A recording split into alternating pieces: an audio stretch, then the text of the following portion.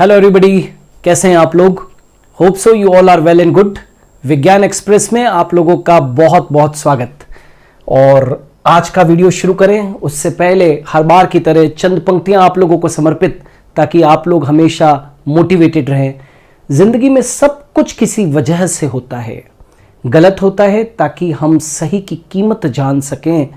लोग बदलते हैं ताकि उनके असली चेहरे पहचान सकें, है ना। तो इन पंक्तियों को हमेशा लाइफ में ध्यान रखना है और आगे बढ़ना है।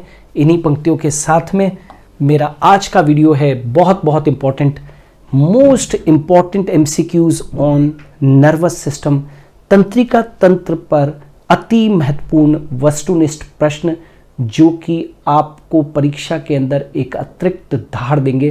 तो इन वीडियोस, जो इस तरीके के एमसीक्यू बेस्ड वीडियोस में बना रहा हूँ, उनको आप लोग ज़रूर देखिए। सो स्टार्ट करते हैं आज का वीडियो। न्यूरॉन में पाए जाने वाली निजल काय होती है, निजल बॉडीज़। आपने न्यूरॉन की संरचना पढ़ी होगी, है ना। ये न्यूरॉन कैसा होता है मैं आपको बता दूं। इस तरीके की ये न्यूरॉन होता है ना, ये ठीक है, ये न्यूरॉन है, राइट। और ये आपने देखा होगा कि ये इस तरीके से ये वाला जो भाग होता है वो साइटोन होता है ना। और यहाँ पर कुछ कणिकाएं होती है साइटोन के अंदर, और ये डेंड्राइट्स वगैरह होते हैं। तो ना केवल निजल ग्रेन्यूल्स साइटोन वाले भाग में पाई जाती है, जबकि ये डेंड्राइट्स तक में भी फैली हुई रहती है, ठीक है। ये सब क्या है, निजल बॉडीज़ है, निजल्स बॉडी, ठीक है। ये निजल बॉडी होती है। और अब अपने को देखना है कि न्यूरॉन में पाए जाने वाली निजल काय होती है। Nissl bodies found in neurons are, वो कह रहा है कि डीएनए की बनी होती है, नहीं। हमेशा याद रखना, कभी भी निजल बॉडीज डीएनए की नहीं बनी होती है। ये राइबोसोम तथा आरईआर के पिंड होते हैं। These are masses of ribosome and rough endoplasmic reticulum 100%। Neurofibrils के निर्माण में सहायक, यहाँ पर साइटोन के अंदर कुछ न्यूरोफाइब्रिल्स भी होते हैं, लेकिन उनके निर्माण से इनका कोई लेना देना नहीं है। एक्चुअली जो निजल बॉडीज होती है वो पोषण से संबंधित होती है, ये पोषण से संबंधित होती है और उपापचय से संबंधित होती है। They are associated with metabolism, और ये न्यूट्रिशन से भी एसोसिएटेड होती है, ठीक है। तो न्यूरॉन्स में पाए जाने वाली निजल कणिकाएं राइबोसोम तथा आरईआर के पिंड होते हैं ये। अच्छा, ये माइटोकॉन्ड्रिया के पिंड होते हैं? नो। तो जो बेस्ट ऑप्शन है कि न्यूरॉन में पाए जाने वाली जो निजल बॉडीज़ है वो किसकी रचना है, मतलब किससे बनी हुई रचना है। तो राइबोसोम तथा रफ एंडोप्लाज्मिक रेटिकुलम के पिंड होते हैं। इसलिए क्वेश्चन नंबर 1 का जो हमारा आंसर है वो सेकंड बिल्कुल परफेक्ट है। नेक्स्ट, रेनवियर के नोड्स पाए जाते हैं। अभी ये रेनवियर के नोड्स कहाँ हैं भाई, पहले ये देखो। तो ये न्यूरॉन है, पहले यूँ समझ लो, ये एक न्यूरॉन है, ठीक है। और ये तंत्रिकाक्ष है, यानी कि एक्सोन है। अब इस एक्सोन के ऊपर मान लीजिए कि एक शीट है, राइट। और इस शीट को हम लोग बोलते हैं माइलिन शीट।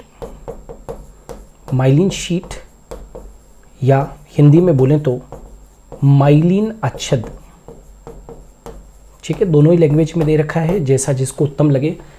तो ये माइलिन शीट है। अच्छा, जिसके ऊपर माइलिन शीट होती है उसको माइलिनेटेड नर्व फाइबर कहते हैं, माइलिनेटेड नर्व फाइबर। ये एक्सोन बोले तो तंत्रिकाक्ष है। अब इसके ऊपर क्या है, माइलिन शीट है, इसके ऊपर माइलिन शीट है। तो अब माइलिन शीट कभी भी कंटिन्यूस नहीं होती है। माइलिन शीट जगह जगह से ब्रेक डाउन होती रहती है, और इसको यहाँ पर, जहाँ पर माइलिन शीट नहीं होती है वहाँ पर नोड्स ऑफ रेनवियर होते हैं, नोड्स ऑफ रेनवियर। इनको हम लोग रेनवियर की गांठें भी कहते हैं, इनको हम रेनवियर की गांठें कहते हैं।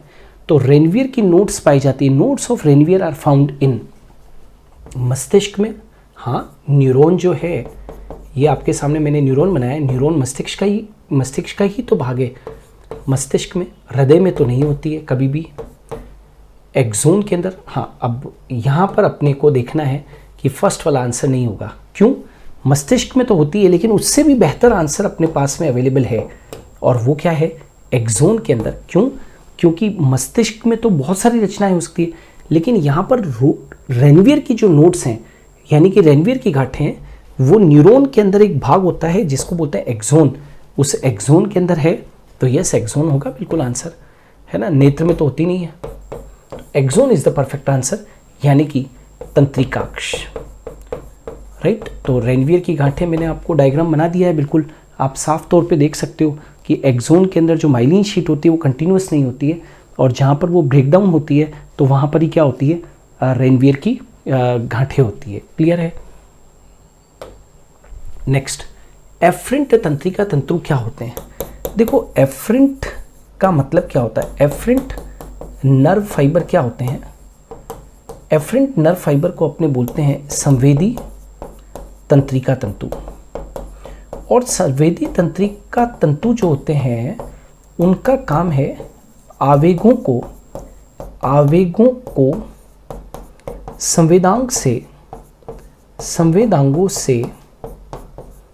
संवेदांगों से कहाँ पर लाना? दैट इज संवेदांगों से सीएनएस पर लाना। मतलब एफरेंट नर्व फाइबर जो होते हैं, they bring impulses from receptor to CNS।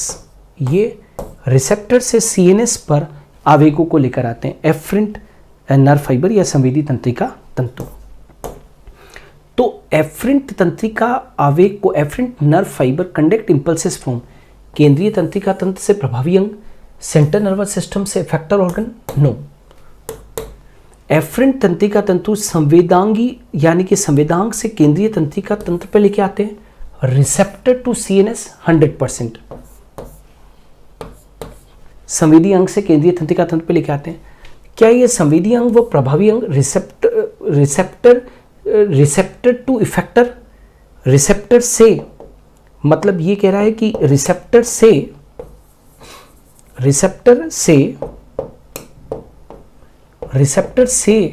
प्रभावी अंग, रिसेप्टर से इफेक्टर ऑर्गन पे लेके जा रहे हैं क्या? नो। और प्रभावी अंग से संवेदी अंग, प्रभावी अंग से संवेदी अंग, इफेक्टर टू रिसेप्टर, ऐसा थोड़ी होता है कि इफेक्टर से रिसेप्टर। इफेक्टर मतलब, इफेक्टर तो जो ऑर्गन जैसे काम में आता है। इंपल्स यदि कोई सेंट्रल नर्वस सिस्टम से मेरे हाथ के ऊपर आई तो वो इफेक्टर हो गया और ऑर्गन हो गया। तो एफरेंट तंत्रिक, एक बात याद रखनी है, एक होता है एफरेंट, एक होता है ईफरेंट। एफरेंट का काम हमेशा होता है सेंसरी ऑर्गन से इंपल्सेस को केंद्रीय तंत्रिका तंत्र पर लाना। वापस से बोल रहा हूं मैं, एफरेंट या संवेदी जो तंत्रिकाएं होती है, तंत्रिका तंतु होता है, उसका काम होता है कि रिसेप्टर से इंपल्सेस को, आवेगों को सेंट्रल नर्वस सिस्टम यानी कि केंद्रीय तंत्रिका तंत्र पर लेकर आना। इसलिए हम लोगों ने थर्ड क्वेश्चन के अंदर जो सेकंड ऑप्शन है उसको हम लोगों ने चूज किया है। सोल्टेटरी प्रसारण किस में होता है? सोल्टेटरी कंडक्शन का मतलब क्या होता है? कंडक्शन इन जंपिंग मैनर, कंडक्शन इन जंपिंग मैनर, है ना। मतलब संवहन या प्रसारण, है ना, कूद कर।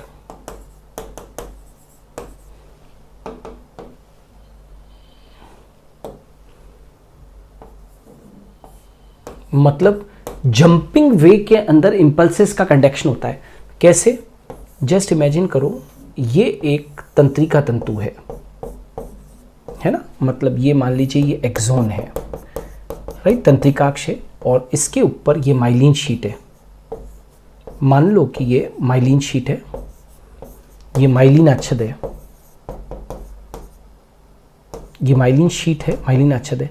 अब आप जानते हो कि माइलिन शीट कंटिन्यूअस होती नहीं है, और जहाँ पर वो माइलिन शीट नहीं होती है वहाँ पर अभी थोड़ी देर पहले हमने बताया था कि नोड्स ऑफ रेनवियर होते हैं। तो जो इम्पल्स का बेटा कंडक्शन होता है, इम्पल्स का जो कंडक्शन होता है वो यहाँ से यहाँ पर होता है, ऐसे कूद कूद कर, यहाँ से यहाँ पर, फिर यहाँ से यहाँ पर, फिर यहाँ से यहाँ पर, ऐसे इस तरीके से इम्पल्स का कंडक्शन जंपिंग मैनर के अंदर होता है। तो सॉल्टेटरी प्रसारण कब होगा? जब नोड्स ऑफ रेनवियर होंगे। और नोड्स ऑफ रेनवियर कब होंगे? जब तंत्रिका तंतु कैसा होगा? माइलिनेटेड होगा। माइलिनेटेड तंत्रिका तंतु, माइलिनेटेड तंत्रिका तंतु होगा तब। तो माइलिनेटेड तंतुओं के अंदर ही नोड्स ऑफ रेनवियर पाए जाते हैं, इसलिए नॉन माइलिनेटेड तो होने का सवाल ही नहीं उठता है। माइलिनेटेड आंसर होगा अपना, बोथ ऑफ देम भी नहीं होगा और none of them.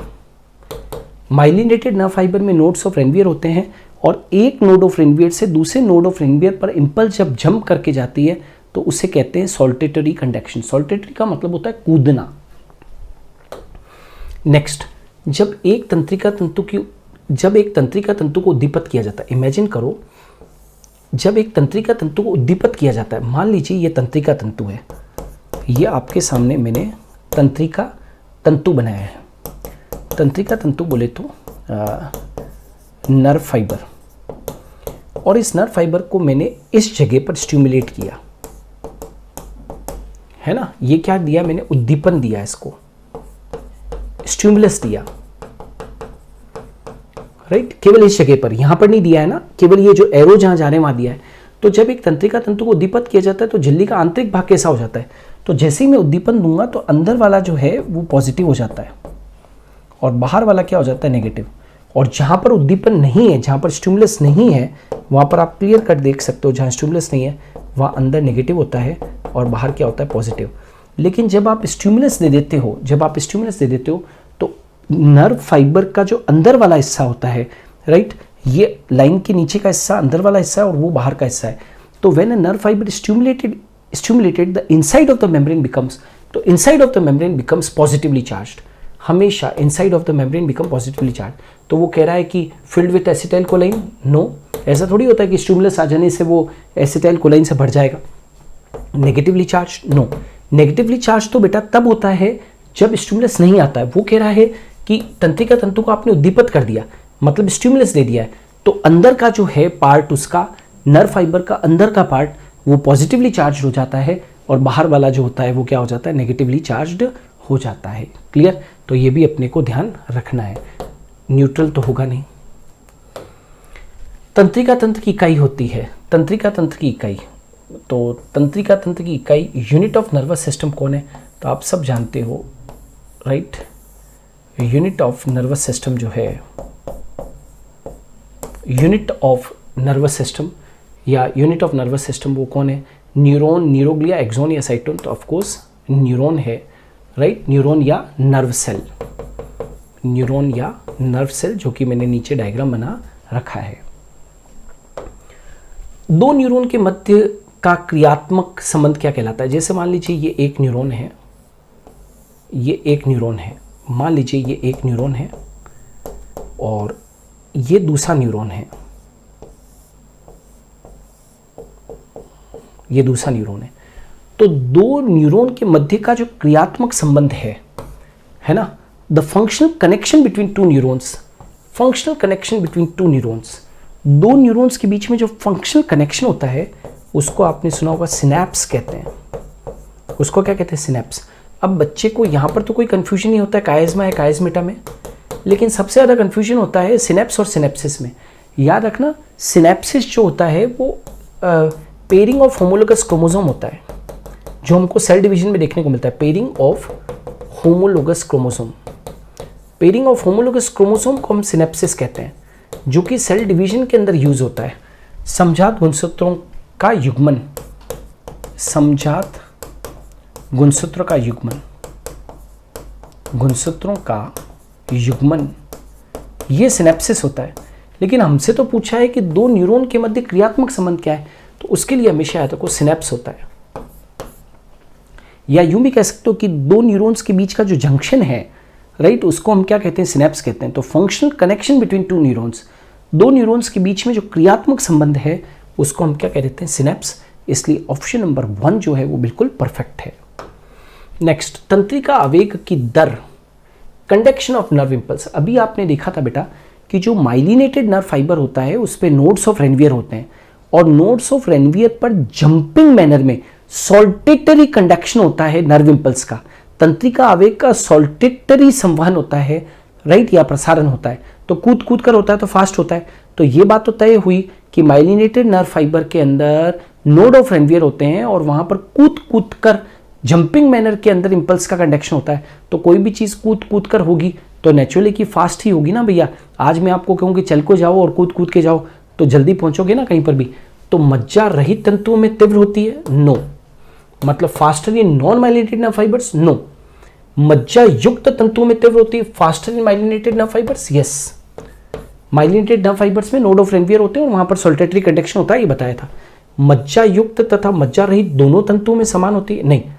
Non myelinated में धीमी होती है, माइलिनेटेड में तेज होती है, तो ये भी नहीं होगा और उपरोक्त में से कोई नहीं। तो अपना सेकेंड ऑप्शन है कि माइलिनेटेड नर्व फाइबर जो होते हैं, माइलिनेटेड तंत्रिका तंतु होते हैं, उनमें तंत्रिका आवेग का जो संचरण होता है वो बहुत तीव्र गति से होता है, सॉल्टेटरी मेथड से होता है। शरीर में सर्वाधिक संख्या में पाए जाने वाले न्यूरॉन, अब न्यूरॉन क्या होते हैं? एक ध्रुवीय, बहुध्रुवीय, द्विध्रुवीय न्यूरॉन या सूडो यूनिपोलर। अब which of the following types of neurons are most numerous in the body? यदि हम ह्यूमन बॉडी की बात करें तो इनमें से कौन सा न्यूरॉन जो है वो सबसे कॉमन है? तो सबसे कॉमन न्यूरॉन बचपन से 10वीं क्लास से जो हम लोग पढ़ते हैं, वो आपसे कोई पूछता है कि न्यूरॉन का डायग्राम बनाओ, तो आप कैसे डायग्राम बनाते हो? ऐसा ही तो डायग्राम बनाते हो, जिसमें कि भैया आप क्या बनाते हो? एक तो एक्सोन बनाते हो, राइट, और यहां पर क्या बनाते हो? साइटोन, राइट, और बहुत सारे क्या बनाते हो? डेंड्राइट्स बनाते हो, ये क्या है? डेंड्राइट्स है, ये बहुत सारे डेंड्राइट्स बन गए। तो जब एक्सोन हो, एक एक्सोन हो प्लस मैनी क्या हो? बहुत सारे क्या हो बेटा? डेंड्राइट्स हो। जब एक एक्सोन हो और बहुत सारे डेंड्राइट्स हो तो उसको बोलते हैं बहुध्रुवीय न्यूरॉन। बहुध्रुवीय न्यूरॉन कहते हैं उसे, बहुध्रुवीय न्यूरॉन कहते हैं, मल्टीपोलर न्यूरॉन कहते हैं। तो सबसे कॉमन जो न्यूरॉन होता है, वो बहुध्रुवीय न्यूरॉन से होता है। बाकी होते हैं लेकिन वो हम ह्यूमन बींग्स में नहीं होते हैं, वो दूसरे जीवों के अंदर होते हैं, ठीक है। तो which one of the following types of neurons are most numerous in the body? किसकी बॉडी की बात हो रही है? तो ये मान के चलो कि हम ह्यूमन बॉडी की बात कर रहे हैं, हम बात कर रहे हैं मानवों की। तो मानवों के अंदर याद रखना कि बहुध्रुवीय न्यूरॉन जिसमें एक एक्सोन होता है बेटा और बहुत सारे डेंड्रोन्स या डेंड्राइट्स होते हैं, उसको मल्टीपोलर न्यूरॉन के नाम से जानते हैं। तो आंसर इज मल्टीपोलर न्यूरॉन। और जब तंत्रिका आवेग का संचरण नहीं हो रहा होता है, मान लीजिए तंत्रिका आवेग का संचरण नहीं हो रहा है, ये अपना नर्व फाइबर है बेटा, और नर्व फाइबर है और कोई स्टिमुलस नहीं है अभी, जब तंत्रिका आवेग का कोई संचरण नहीं हो रहा है, when the axon membrane is positively charge outside, ये बाहर की तरफ पॉजिटिवली चार्ज है और अंदर की तरफ नेगेटिवली चार्ज है और कोई स्टिमुलस नहीं है, when the axon membrane is positively charged outside and negatively charge inside, the condition is called. तो ऑफ कोर्स जब कोई स्टिमुलस है ही नहीं बेटा, तो इसको हम क्या कहेंगे? रेस्टिंग पोटेंशियल कहेंगे।